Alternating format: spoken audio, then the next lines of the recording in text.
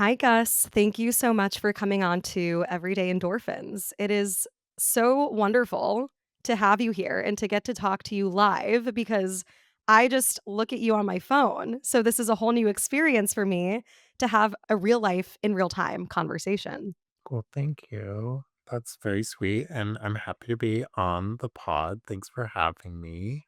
I look at myself on the phone a lot too. When I'm recording those videos, I'm staring at myself. So, How does that feel? Because it's like exhausting, I feel like, to be on our phones all the time. But there is, like, that dopamine hit the minute you post something and, like, a video does well. So, like, how does it feel to constantly look at yourself on your screen, for better or for worse?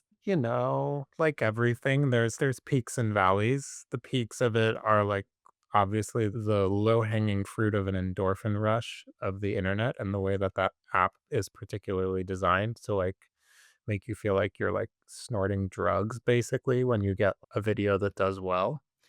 So it's designed to keep you on there, and, like, those moments, it feels fun. And then there's also peaks like, it's gotten me a lot more in touch with loving myself and being okay with the roughness of it all. That's, like, part of what making those videos is about is, like, they're imperfect, they're rough drafts, like, they're not fully realized. So there's just some, like, messiness to it that's been very good for me, and then there's also the low moments of just philosophically, spiritually, I'd rather not be on my phone at all. I'd rather throw my iPhone into the snow and go back to what it used to be like. So, it's always it's like a push and pull, just like anything. It's never all one thing. Yeah, that's so fair. It's interesting because, like, being on social media and making content and putting your face out there in the world, you have to get comfortable being seen by other people. Like, you have to be comfortable with being present online, and it's something that I've kind of been working on now just because when I started this podcast, it was in college and it was, like, a fun way to connect with other people, and then I kept it up when I started working because I figured, "Well, I like interviewing, why would I stop that?"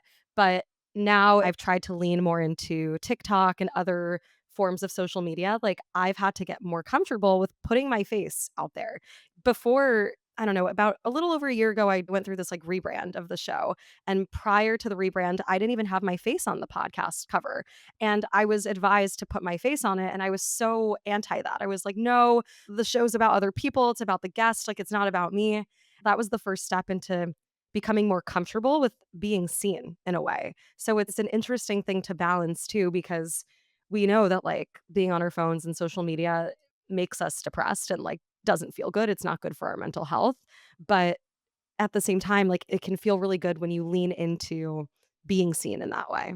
Absolutely. I mean, I think that's been true for me too. Like, I'm not performing like a version of myself online. Like, I mean, yes, I'm doing comedy and it's written material, but they're all parts of me, which we can talk about more. But like, a lot of that is just allowing yourself to be seen. And it is really vulnerable. I think some people are more predisposed to it than others. I definitely am. I'm a Leo. I went to drama school. Like, I've always wanted people to have attention on me. So like that part does not bother me. It actually like I love it. But yeah, I mean I think for anyone, seeing and being seen is very vulnerable. And it's like when you allow yourself to do it and move through it, it gets easier and easier. But I think, putting your face on this podcast, it helps people. They're like, it's just like it's a human connection. It's not a graphic. And that's just inherently going to draw people in the same way, like if I put a filter on one of my videos, usually it's probably not going to do as well as when it's just Gus and I'm like doing something that's even more me. Yeah, definitely. That point about human connection is so important too, because I think that's what sets different creators or like people creating content on the internet apart from others when you feel like you have some sort of connection to that person, which is why it's so fun for me to sit down with you today because obviously like I'd be scrolling on my phone looking at your content and dying because especially the stuff about yoga like really resonates with me as I am a yoga teacher and I'm like, "Oh my god, this is hilarious." And then here we are today, and I'm like, "Wait, I feel like I kind of know Gus," even though I really don't know that much about you, except for the little bio that I wrote prior to this interview. So, with that being said, let's kind of start out with your background because I don't think social media was where you started with everything. This feels like a more recent project and creative outlet. So let's start from the beginning. Sweetheart, that starts in 1988, so I don't think we have time to go that deep, but I appreciate it. I can give some, like, spark notes of it, framing it through the lens of, like, how did we get to here where you found me on social media and that journey, and what this podcast is about, finding joy, endorphins. Hmm. I was a really depressed young person. I was diagnosed with depression when I was 10 years old. I was on antidepressants when I was 11. It wasn't anxiety, it was depression. Like, I wanted to end my life, and I told that to my parents early on, and they were like, "Oh, fuck. 10 years old? Oh, yeah, baby." That's young. Yeah, and, like, we're good, like, I have such incredible parents, they got me into therapy, thank God I had the resources and a family that could do that, but it's all just to say that something didn't sit well with me in the world. I had a really hard time in school, I had really bad behavioral problems, I was the class clown, and I wanted to make people laugh, and it all came from this place of taking tests and, like, trying really hard so that you could get into the better algebra class next year. I was like, "What the fuck does any of this mean?" And I just thought it was such a joke, and so I resisted it, and I just kept pushing back against it, and I would, like, rip up tests, I would act out. So I was in the principal's office every day in middle school. So I was having a really hard time. Found theater. It was the first place where, like we were just talking about, I was finally able to be myself, which was like flamboyant, had all these weird characters, wanted to be seen and performing for people, and it was applauded. It wasn't actually like looked down on because yeah, and so like there was also like I skipped over the like bullying part. Like I wasn't an athletic kid. I was chubbier. Like I wasn't doing all the things that the other boys were doing. But there was just this constant kind of like underpinning that I think has been true for my whole life and is true of my comedy and my work now, which is observing what we're all like kind of agreeing on and participating in and just being like, wait, this is so funny that we've all collectively agreed that this is how we're gonna just do this. And that's like no one's asking why or saying, no, let's not do it. So I think there was just kind of this little like punk rebel early on who didn't have the place for it. Like I was doing it in the wrong way. I was acting out in the wrong way and putting a lot of stress on my family because I was constantly failing school and, blah, blah, blah. But acting in theater kind of saved me. And I figured out I wanted to be an actor. I went to drama school. For the uninitiated, drama school is like, when I say that, I don't mean I went to the University of Washington and studied theater. I went to like a conservatory where it was like 21 individuals who had been carefully selected through an audition process. So like I was like giving like I'm a serious actor. So I did that. I moved across the country and went to school in North Carolina and also studied directing there, which is a big part of my life also. And I moved to Washington, D.C. after school and worked at the Kennedy Center, which is now run by Donald Trump, and has a really bright future ahead for it. So I got this killer job right out of school, which was crazy as an artist, and I made, like, more money that year than I probably ever would have ever in the rest of my career. It's interesting because you were kind of shamed for being your true self, but that didn't fit in the surrounding context of being in school and being in a very high pressure environment. These natural character traits of being silly, of wanting to make people laugh, which is a great thing, right? Like that was not applauded, that was not celebrated. That was seen as acting out of turn, that was seen as not being serious, right? And so I feel like in your childhood, you were kind of like you were reprimanded for being who you were. And granted, obviously, there's like a time and place for everything. Like if you have to be quiet in a classroom, you have to be, you have to be quiet in a classroom. All those things. But it's interesting how, in the context of theater and performing arts, you felt like this safeness, like this safety to really be yourself and to fully express yourself. Because I think anytime that we're silenced from being able to fully express ourselves, especially as a kid, when you can't put language to what you're feeling or like fully understand it, it's a very difficult emotion to move through. It's very uncomfortable.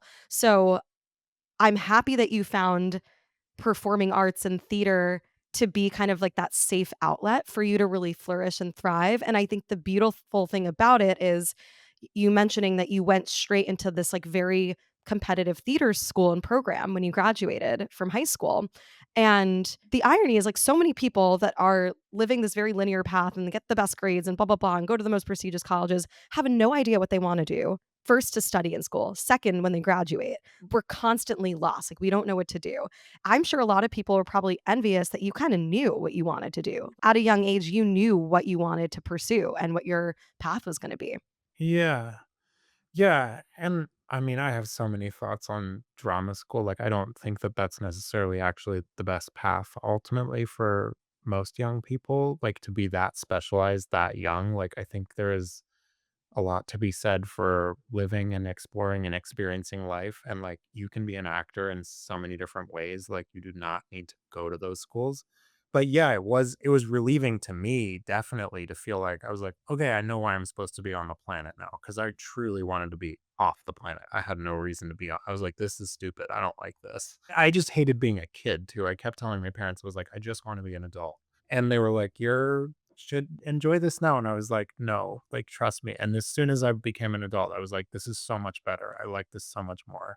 Why did you think that being adult was gonna be better? Like, what did you see at that time as the difference between the life you lived as a child and what you thought life as an adult would look like? I don't know. I don't know if I had some concept of like what would be relieved or if it would be any different, but I wanted responsibility. I wanted independence. I didn't like this school environment where like kids were like competing with each other on the soccer field, but also in the classroom. And yeah, I mean, I don't know. Everyone always was like, you're an old soul when I was young. And I was like, great. How does that help me now? Like, that fucking sucks. Also, like, the thing we haven't talked about underneath all of this is that I'm gay. And like, I am also like gay and didn't know that at 10 years old. So like that's already happening and creates this like chasm between me and all my straight friends and the culture I'm growing up in.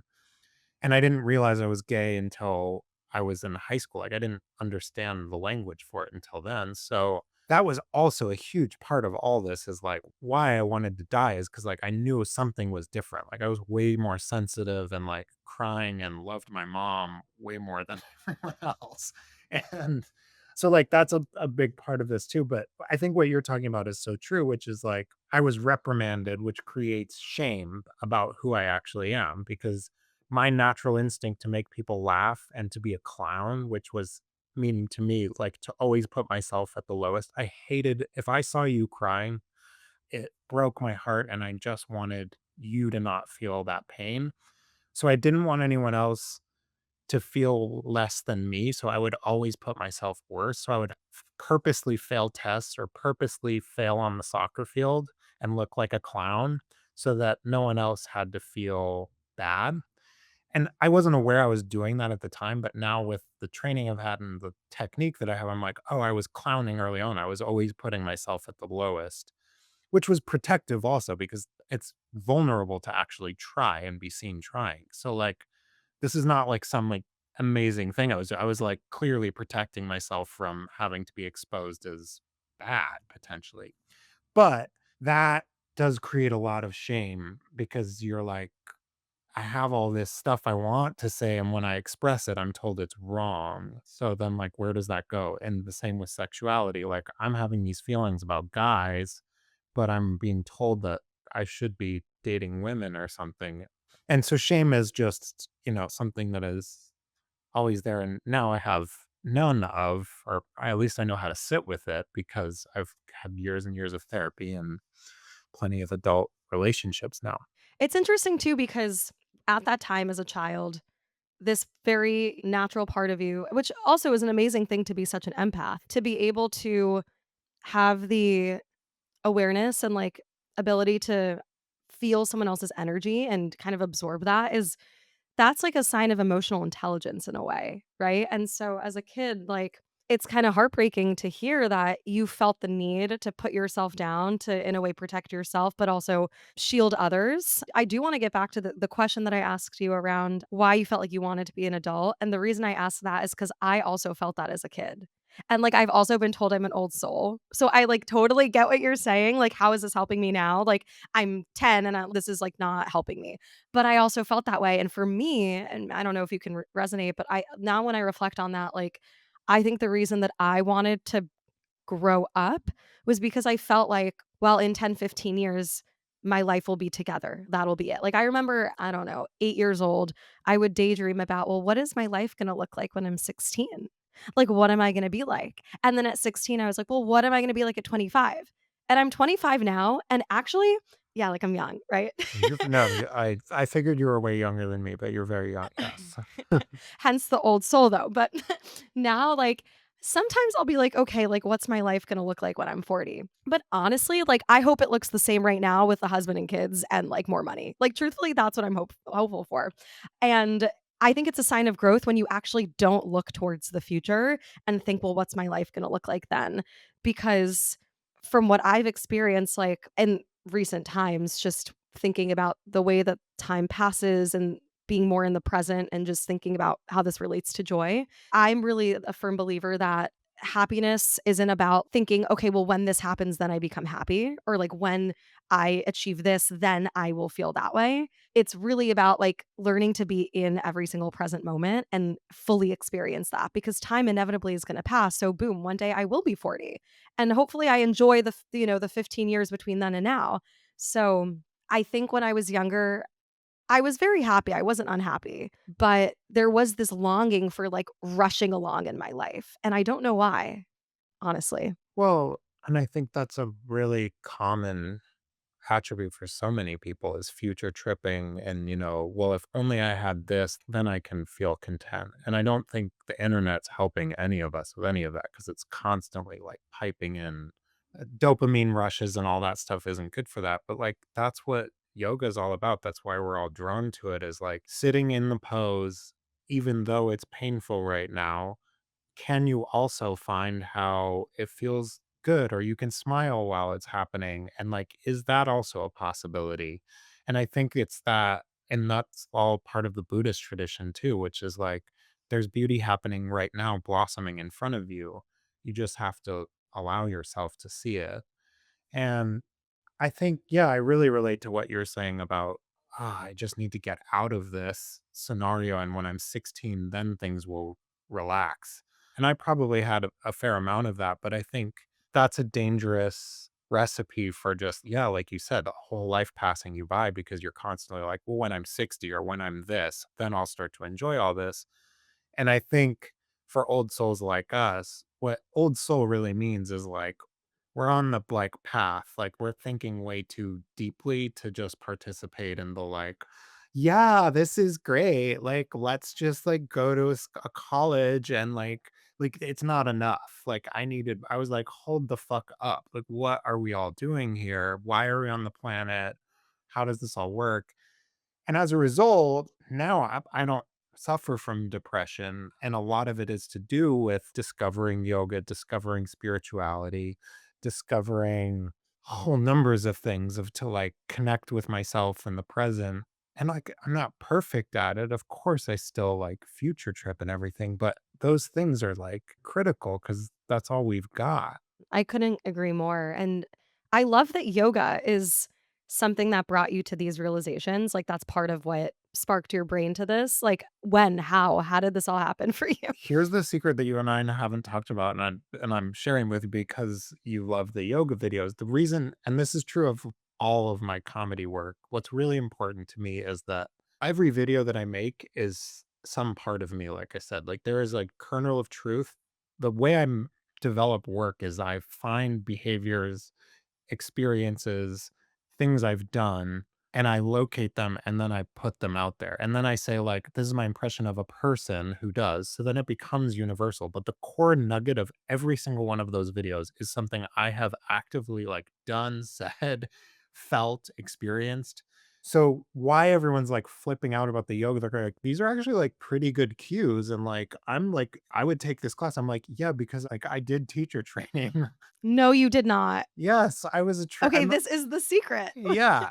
So, when I was living in Washington, DC, and this is true of a lot of artists, when they start to realize, like, "Oh, wow, this isn't gonna really make a lot of money, and, like, is this gonna work out?" And yoga, you're starting to do it every day, and you're like, "I feel fucking amazing." Like, I'm starting to get into, like, Palo Santo, and I am, like, fucking, like, hanging out with this community. I'm, like, about to get my fucking forearm stand with a scorpion leg, like, and then you get approached, of course, by one of the teachers after class, and they're like, "Have you ever thought about teacher training?" And you're like, "What? Me? Oh my god, okay." I feel so special. Yeah, exactly, and, like, as a Leo, I was like, "Okay, yeah." So, I did a 200-hour shout out to Yoga District. I don't know if it still exists in Washington, DC, but that's where I trained, and I taught yoga for I really only did it for, like, 2 years, and, like, it's such a hustle, as you know, like, you're doing well now, like, where you teach is, like, both look awesome, and for me, it was, like, I was doing it alongside trying to still build my theater career, and, you have to, like, build a following, like, people have to, like your class, and then more people come, but, like, at the beginning, I was teaching classes with 1 person, and I was like, "Well, this is even scarier because, like, I have a pregnant woman in front of me now." I'm like, "How do I offer modifications for this pregnant woman?" Yeah, exactly, like, I'm, like, freaking out, I'm like, "I'm not a doctor, but, like, I think I remember things that from training because like, you get, like, baseline things that you're supposed to know." Anyway, so that's all to say, like, that was a very lived experience. I deeply, deeply value the practice of yoga, its spiritual traditions, and so, and sometimes, I wrestle with, like, the sacredness that I still hold for it and making comedy of it. But, like, that's my job as a comedian is, like, I'm gonna go toe the line on, like, taking something that's sensitive and precious and put it on the line. Obviously, I can respect, like, traditions and heritages and cultures while doing that still, but that's where all the specificity because I am all of those teachers. Like, there was a yoga voice that I was doing. I would read poetry and then be like, "Oh, I'm closing class tomorrow with that." Like, that's I was building playlists that, like, arced, like, I'm like and when we're in Pigeon, like, then this fucking note hits and everyone's crying and, like I mean, it's all for me, it was all I don't know if you have this experience as a teacher, but what I loved about it and why I connected to it so much is it's the same as directing a play. A group of strangers walks into a room and I have 60 minutes to give them an experience, and I get to decide what that experience is, whether I wanna like, totally relax them, have them energized, reconnect them to how amazing it is to be alive, whatever it was, and I have smell, so I can burn whatever fucking Palo Santo, I can make it smell, like, stinky, like, those old school yoga studios that we love. You have music, and then you have the postures, so, like, how you sequence things, and I was just like, "This is incredible," like, it's just like making a play, but now I'm getting paid to do it, and it's way easier.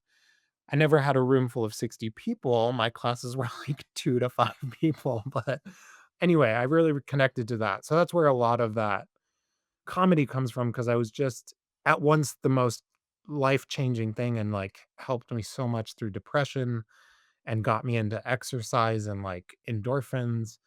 But also I was, like, watching the whole thing the whole time being like, "This is so fucking funny," like, all of us being called out in the class to demonstrate the thing because the teacher knows that you're really good at it, and you're just like, "Oh, me? Yeah. Like, "Okay, why not?" Yeah." I don't know if I have it today, like, telling like, cautioning everyone you might not be able to do Bird of Paradise, but then you're like, "Oh, oops." Yeah. This is Gus, okay, first of all, the fact that you literally are a yoga teacher, like, changes this conversation. Well, not anymore. Like, I literally should not I could not. No, but, like, once a yoga teacher, always a yoga teacher. Like, This is, like, 12 years ago now. okay, that's fine, who's counting? This is so funny because okay, I have a lot of thoughts. Let me start with the first one. Like, making this, analogy between directing a play and, like, teaching a yoga class, I've never thought about it in that way because 'cause I've never directed a play. However, I will say it is like creating an experience for someone or a group of people, and that's how I approach my classes too. Like, that's why every time I teach a class, I get so energized, and I'm, like, so excited to teach because even if I feel like shit earlier that day or I'm like, "Oh, it's a chore, I don't wanna do this after work," whatever, literally the minute I step into the yoga studio, I teach for 60 minutes, and I step out, I feel amazing because you see the direct impact that you make on people coming out feeling relaxed, feeling energized, feeling a sense of peace within themselves. And the way I think about the class, I mean, you said it spot on, is like, what's the music gonna be like? How do the songs build into one another? The poses that I choose, like, it is this experiential moment for people to just give themselves 60 minutes to disconnect and reconnect with themselves. And it's funny because, like, on social media, if people don't really know me, I mean, I post a lot about yoga, so they probably think that's my entire personality. And it's a very integral part of my personality, but the last thing I would ever want for someone is to think like my philosophy is like it's yoga or nothing. Like you have to practice yoga. You must do it. Like, and there are the teachers that are like I will die on the yoga, you know what I mean? Like there are people that are so much about yoga. And I've also kind of leaned into like okay, maybe I come across as like a true yoga fanatic, but it's also not that deep. Like if it's not something that works for you, then don't do it. Like that's fine. We don't need to like push this practice onto other people. But I think there is a big misconception about the practice of yoga not being physical enough or I'm not flexible enough to do this poses, whatever the excuse is. But when people really start to like get rid of those narratives and actually experience it in the way that you and I see it, I think it's incredibly life changing. So I love that analogy that you shared around yoga, setting up a sequence and bringing people together in a room to practice is similar to how you like direct a play. I think that's so spot on. Yeah, totally. Thank you. Yeah, and for me, yoga ended up being a gateway to other experiences of my body. Like it just woke me up to the fact that breathing in and out while like putting my body into different challenging positions made my mental health better. I was just like, "Oh, this is the thing that antidepressants were, like, trying to do and couldn't really do, and this is the thing that was missing." And, like, my parents, bless them, had said long every my whole childhood were like, "Maybe you should just get some air in your lungs, go for a walk." But, like, I didn't wanna exercise when I was young. It was the most shameful environment. I was, like, not fit. And so yoga was the gateway of like, I don't practice yoga regularly anymore. That's still it's foundational to everything. Like I do a lot of strength training now with barbells and weightlifting is really interesting to me. And it does the same thing chemically to my brain that yoga does. And all the principles are still there. It's about, the poetry of movement and breath and movement. And that's all foundational still, even in strength training for me. And then you come back to yoga. Like to me, it's about having a relationship to your body and caring for it because it's such a huge portal to so much other experience. And it's the only one we got. And right now, we haven't talked about this on the podcast, but I just broke my femur, which is the first bone I've ever broken. It's like central access to all movement. My greatest fear in life is lack of mobility. Like, I don't care about a billion other things, but like the concept when people are like, "Oh, I can't go upstairs." I'm like, "Ooh, that gives me so much pain and anxiety to think that I won't have access to parts." So it's really important to me that I move my body every day and take care of it. So this incident that happened where I slipped and fell and broke and now I have to slowly heal is startling and fine, like, I will be fine, but I guess my point with that is that, like, I think yoga as an entry point just to a relationship to your body is incredible. Whether someone takes one class, like, with their friend and does a drop-in at a gym and never does it again, they remember that because 'cause they're like, "That was fucking different." Like, "What? I just, like, sat in a room with people and we kind of stretched," and then, like, chanting even it's all vulnerable. It's all the seeing and being seen stuff. Like, that's why I think it is important to do it together is, like, we're all kind of agreeing, like, "I don't know if Om works, but let's try it." To me, that's pretty beautiful because a lot of those folks are not the same folks who are like, "Oh, well, I go to church. I'm used to this kinda stuff." Like, we're the people who are kinda like, "I know there's something else out there, but I don't wanna call it all those other things." Right. Like, parts of it can feel a little silly or, like, uncomfortable because it's not something we do in our everyday, but when you do lean into it, it's like, "Oh, wait, this is, like, kinda awesome, actually." Like, I did my teacher training in Bali, which was amazing. Truly, I was like, "Go big or go home, Stella," and I went big, and then eventually I sadly went home because it was, like, COVID, but it was an amazing experience, and Bali is also, like, a very spiritual place, and so I had to kinda strip away some of the discomfort that I felt from, like, doing the chanting or, like, diving deeper into a lot of, like, the woo-woo stuff that can come with yoga. I remember my mom was so afraid when I was like, "I'm gonna go. Like, I'm gonna do." I did it when I graduated college. I flew straight from St. Louis, which is where I went to school, to Jakarta, like, stopping through LA for a day, and I was like, "Bye." Like, I just left. I graduated and I left, and I went. But I remember, like, telling my parents that I was gonna do this and being really serious about it, and my mom was, like, so afraid that I was gonna, like, join a cult. She was genuinely afraid that I was gonna, like, go off and, like, join some sort of cult 'cause there can be, like, when you really stereotype the yoga community, like, it can be kinda culty and, like, a little weird and, like, but I didn't join a cult, so she was afraid of that. My dad was afraid that I would, like, yeah, I survived. My dad was afraid that I'd run off with an Australian man, but, like, it was also COVID, so no Australians were in Bali, so it kinda worked out for everyone. Um, Wow, he has, like, some beef with Australia. He, like, targeted the Australian as the particular guy that would sweep you away. I think he just has beef with, like, any other man that's present in my life, you know what I mean? I'm an only child.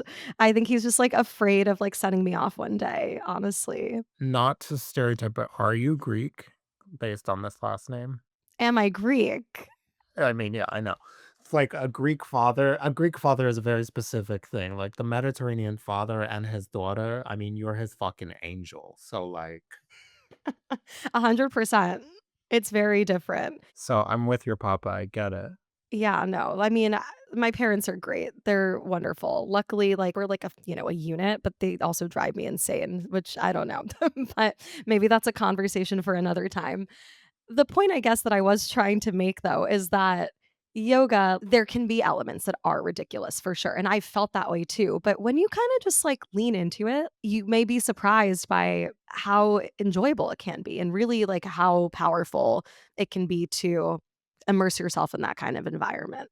Yeah, of course. Like, and that's the thing I'm satirizing constantly with my work with yoga is like, and yoga is very, very generous and chill about the whole thing. It's like take what you like, leave the rest. Like you might feel uncomfortable about the like chanting, like no problem. Like we don't care. You don't even have to do it. You can just like listen. Who cares? It's not like it's requiring you to do certain things. But your parents rightfully with a fair amount of caution, like historically now we do have a lot of examples of like grifted yoga situations that have turned to cults. I mean, now we have the whole fucking Kundalini teardown. And like I was fully taking Kundalini classes, like this is lit. And now I'm like, oh, that was all fake. That was all for money. So like that just is how this world operates. Is like we can take anything and skew it and fuck it up. And I love that line. Like to me, that's what is so funny is the like taking the Sanskrit phrases and when you don't actually like feel it or mean it and you're just saying it because that's how you close class and you can feel it. You're like, okay, we're just like doing this now because like that's what you do.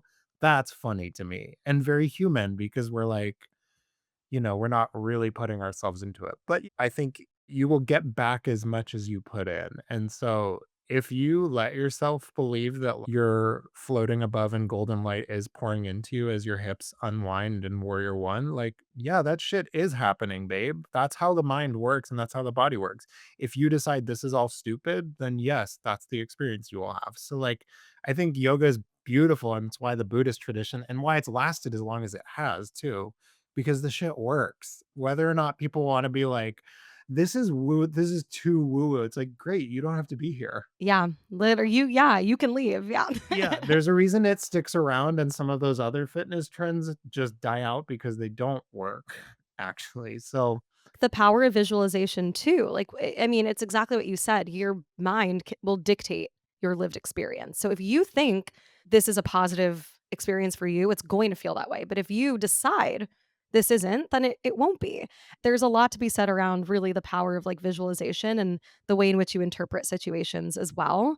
But when you abstract even away from yoga and just look at the way that wellness is like portrayed on social media, like the wellness aesthetic and the wellness persona. Like it is really easy to make fun of too, because it's like not realistic also to do all the things every day to be the healthiest version of yourself. I would love nothing more than to wake up at 6 a.m. every day and drink a glass of lemon water with salt and other electrolytes and then like go to the gym for an hour and then sauna and steam and cold. Like I wish every morning looked like that. And I wish every day I felt like as elated as I could, but there is kind of like it's just not realistic. And I think that's also what makes making fun of wellness things funny, because it's like it's a little too perfect. It's a little too good to be true, but that's really not the point of true wellness and joy and happiness. Oh, absolutely. I mean, it's just fear of death to me. That's all this all is like we have gotten so obsessed with maximizing our potential and being as productive or like doing the best wellness care. And there's always room for improvement because there's a money market behind it. If I buy that like red face mask that all my friends are wearing, and I'm like, wait, do I need that? And then I'm like, oh, that's $600. Okay. Yeah. All of these things just generate more money for these companies. But that kind of, like, hamster wheel of, like, constantly wanting to do more, there's always a way to do better, to me is just about you haven't faced the real reality yet. And by face, I mean, really contemplate, accept, be okay with, you're going to die. Like, this is all temporary. There is no mountain that will be reached. Obviously, you can have goals and experiences you wanna have, but, like, you will die and they will be kind of mixed. It won't be perfect, and it won't be a clear linear thing, and that's really hard to accept. I'm not saying I've accepted that. I think it's a daily thing that our culture does not do because everything in our culture is designed around staving off death and denying that it's happening. I mean, we paint bodies when they're dead to be like, No, she looks like just like she was." And it's like, "Well, she's not. It's a body." Like this it's like our lack of acceptance around our own biology is so startling and backwards and so funny to me. And it just like that fear of death matriculates into everything. It's why like we get like type A like control people, which is like a character that I love to inhabit, which is like someone who's just going to control everything that's happening right now. Because if I do that, then like, yeah, everything's fine. And my life was great. And I'm not going to die. That's literally me. That is literally me. The type A, like I must plan everything. Yeah, because if I miss an opportunity for growth, then that means like I'm less and I didn't maximize this life. It goes back to what we were talking about before. It's like, okay, yes, or just enjoy this right now as it is. It's just hard. It's really hard to accept it, but we also like we don't have a culture that's working with us for that. It's like fully supporting you to deny your own death and say like you can take these drugs and you might live longer and you can do this skincare routine and you might look 25 for the rest of your life. And like that's all really appealing, of course, because we're vulnerable people, but I do think that there's a fair amount of self-examination and, like, it's the one most beautiful thing that unifies all of us is, like, we all are born, and as soon as we're born, we're already dying. Like, that's great. We're all on the same level there. No matter how much wealth you accumulate, we're all ending up in the same place. We have a lot of systems to evaluate how we're living that life, which I think can feel really frustrating. That was deep, Gus. That was really philosophical. Like, I think you should make a video about that. Like, because it's kinda true when you think about it, hence why it's important to be present, because the minute you are put on this earth, eventually there's gonna be a point when you're not here anymore, and nothing is really guaranteed. Like, truly, nothing is guaranteed in life. You have to That's why I think it's important to create your own joy. Like, you have to look for it. You get to choose your own happiness. You get to choose how you see things in the world. But it's really hard to get there, like, to feel empowered and to feel like you have the agency and control over your own emotions and the ability to, like, choose that happiness for yourself, which kind of brings me actually to some other questions that I have really centered around joy. So, obviously, we know this podcast is all about cultivating the endorphins in life and, like, the importance of seeking that out. So, what I'd love to ask you is first, how do you define happiness in your life? I think happiness for me is the feeling of being on purpose, feeling like my actions are aligned with my beliefs, and my beliefs come from my thinking, and my thinking is kind of within my control. Like how I think about myself influences all that. So I think happiness is, yeah, feeling like it's like the fullest expression of everything I've got. I mean, you just said like that's really philosophical, Gus. That's a huge part of who I am. I'm an Aquarius. I love thinking about that stuff. I thought you said you were a Leo. Sorry, so my full chart, Stella. Are we gonna go into your whole birth chart? Because my friend just did this for me, and it's actually fascinating. Yeah, I'm so glad your friend did that for you. It's critical to know these things. I'm an Aquarius rising. The point is that I have many parts. We all do. We have so many parts of ourselves that need expression. You're not just a yoga teacher. You also interview people, I'm not just a Virgo either. and you're not just a Virgo. Exactly. So I think the fullest expression of ourselves, getting it exhausted, me making these videos, I have to do that. Like, and I'm so happy people enjoy it and it's begetting more and more opportunities and different connections with other people. But like, it's my responsibility to take care of that and contribute that because there's only one of each of us and we're all composed differently. So to me, that's my definition of happiness, I think, is it's obviously not wealth and money and material because we know that shit. Like, Lord knows how many times I've Marie Kondoed my life and been like, no, actually, the leather jacket is now me. And so it's not objects, it's about that kind of interconnection and feeling in alignment with ourselves. And yoga is one way to get there, like we've been talking about. There's many other ways to get there, which I'd be curious to hear for you, not just yoga. Like you mentioned therapy, obviously like producing art that feels genuine and like part of yourself is probably a very therapeutic expression, but are there any other practices that you do that make you feel more connected to yourself? Yeah, there's so many. I mean, yeah, making art is a huge one for me because that's just seeing and being seen, like we were talking about. That's how, that young kid who didn't really get to be seen in that way now gets to be seen and, in fact, gets rewarded and paid to do that in front of an audience now or whatever it is. So, like, that's incredible. Dancing is so fun to me and just feels like the fullest, freest expression. So, I'm listening to music a lot, I'm dancing a lot. There's also just I'm learning to just fucking stop trying to watch the show that you think you should watch, stop trying to read the book that you think you should like, and just, go where you like, and that's hard for me because I hold myself to really high standards like we're talking about, like, I need to maximize this life, I need to, read Dostoevsky so that I understand great literature, but then I'm like, I'm bored, and it's like, maybe I don't wanna watch this, or maybe, and so being gentle with myself and, playful and just, doing stupid shit that I'm drawn to rather than the thing that I think I should be doing. Like, I don't meditate every day. Neither do I. I wish I did. Of course, I feel better when I do, but, no, I don't. And sometimes I go through, Not every day looks the same either, so it's like, maybe not every day you can meditate, and that's okay. And I think it's not having judgment around what you think you should be doing, but it's, like, being curious around what energizes you and leaning into that, and just doing it because it energizes you rather than, like, judging the fact that that is the particular thing that gives you energy. Just, like, leaning into what naturally works. Last night I was talking with a friend, and we were like, our motto for this year is just, like, not resisting the flow of life, just leaning into the flow because our and as you know, because it seems like you're really into Buddhist philosophy, our cause of our unhappiness is like the suffering. And the suffering is because we resist what things naturally are. The less you resist, the more you're in flow. And it's so intuitive, but it's so hard. So that's why I love doing these interviews because it's every episode is an opportunity for me to remind myself of that. So I think it's, everything you're saying is spot on.